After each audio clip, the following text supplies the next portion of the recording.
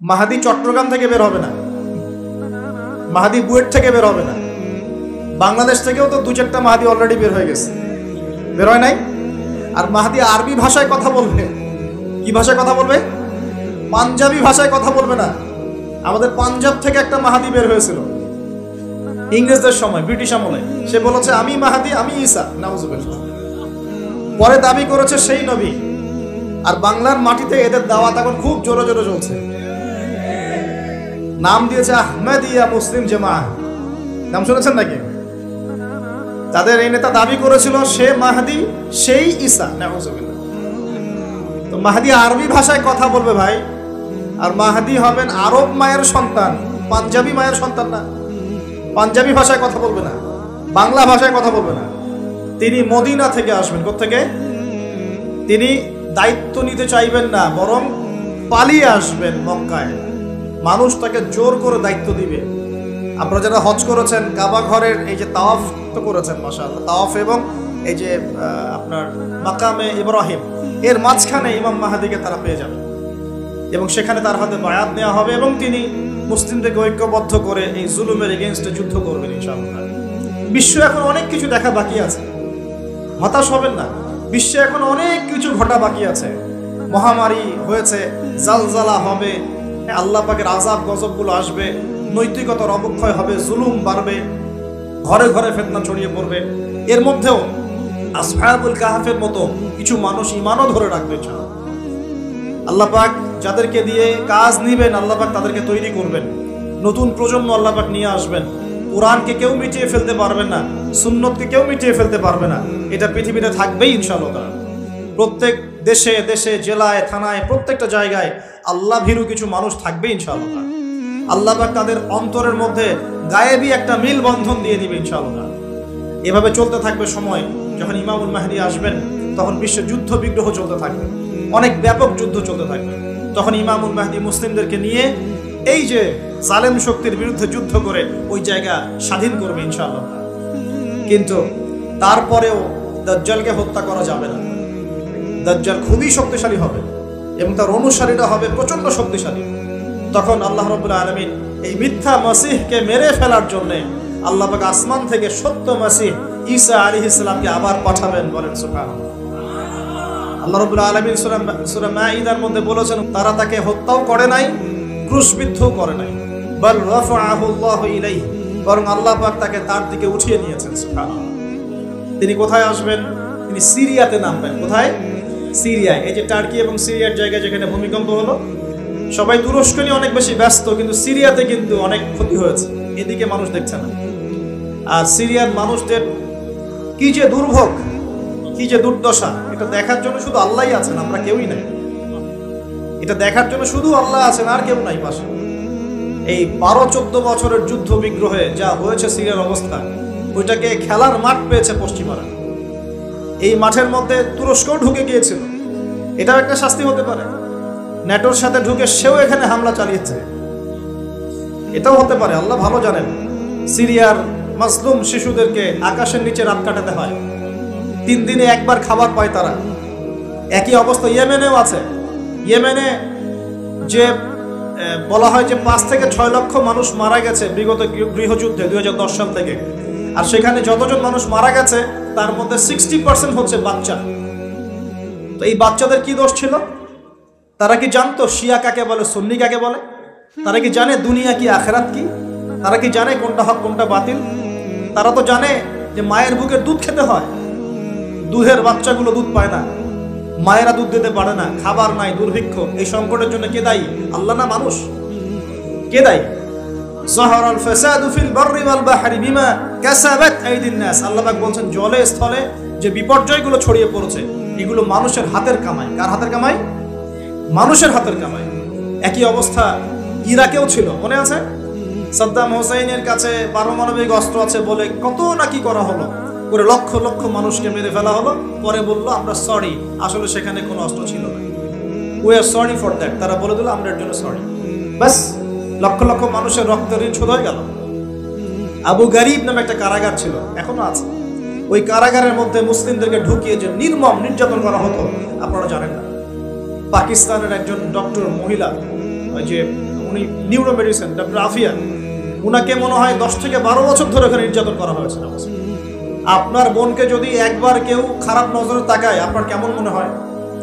আপনার মায়ের দিকে যদি কেউ একবার খারাপ নজরে তাকায়, একটা খারাপ মন্তব্য করে, আপনার কি মনে হয়?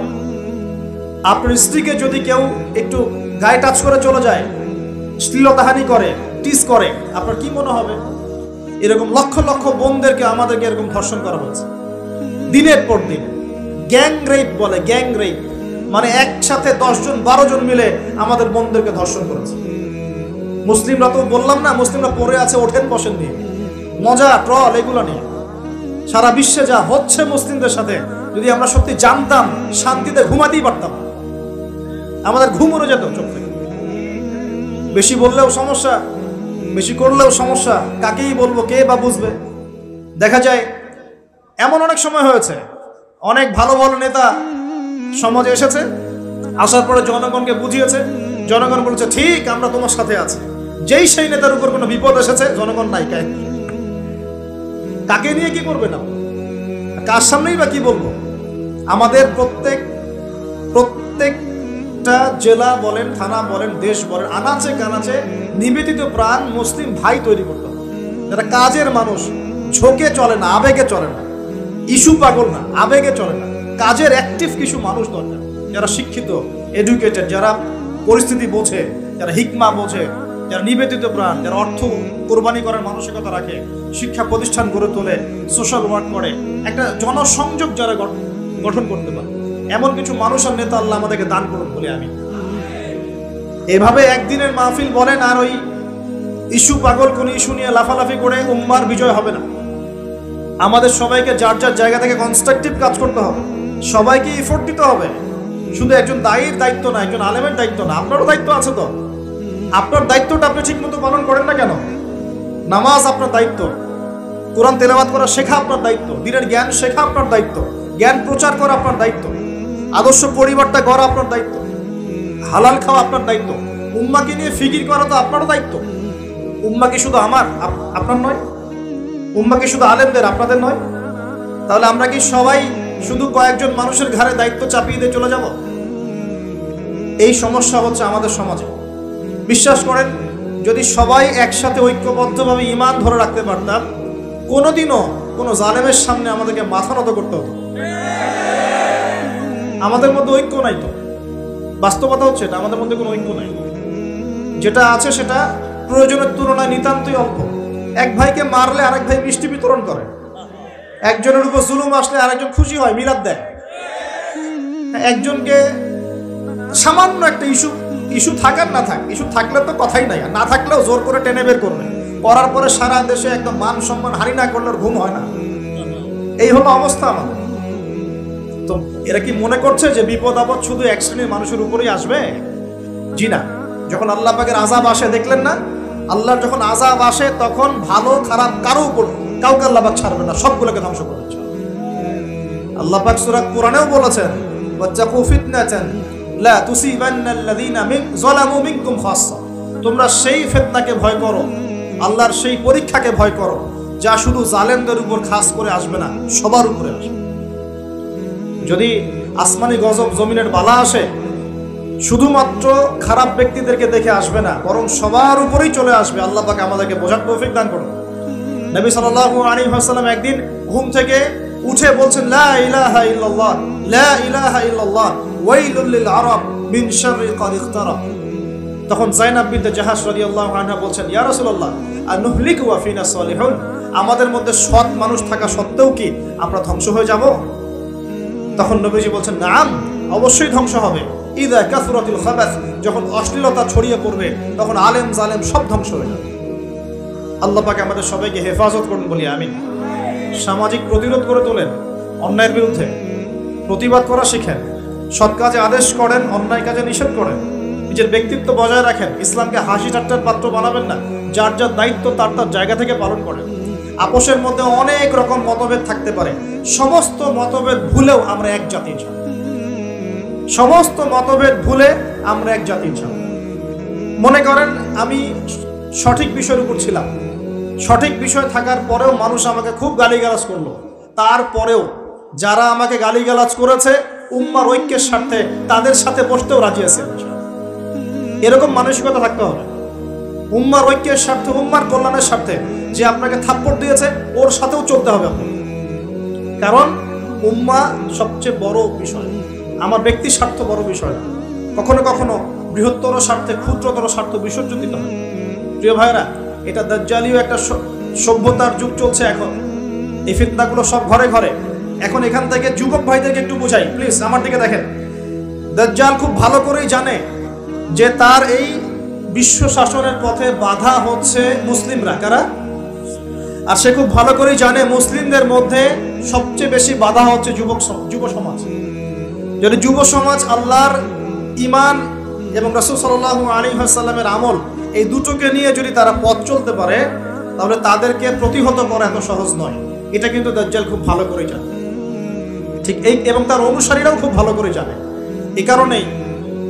এই কারণেই যুবকদেরকে আল্লাহর রাস্তা থেকে সরিয়ে ফেলার জন্য দাজ্জাল এবং তার অনুসারীরা কিছু ফাঁদ দিয়েছে আপনাকে, ট্র্যাপ। যুবক ভাই একটু ভালো করে শোনেন। প্রথম ট্র্যাপটা আপনাকে দিয়েছে, আপনাকে দুনিয়াতে আসার যে জীবনের লক্ষ্য উদ্দেশ্য, আল্লাহর ইবাদত করা, আল্লাহর দ্বীন প্রতিষ্ঠা করা, জান্নাতে যাওয়া, এখান থেকে সরিয়ে দিয়ে দুনিয়ার প্রতি মহব্বত দিয়ে দিয়েছে আপনার ভিতর। দুনিয়া আসক্তি আপনার মধ্যে দিয়ে দিয়েছে। সারাদিন চিন্তা, একটা চাকরি, একটা ব্যবসা, একটা বাড়ি, একটা গাড়ি, একটা স্ট্যাটাস, অলওয়েজ এই ফিকির।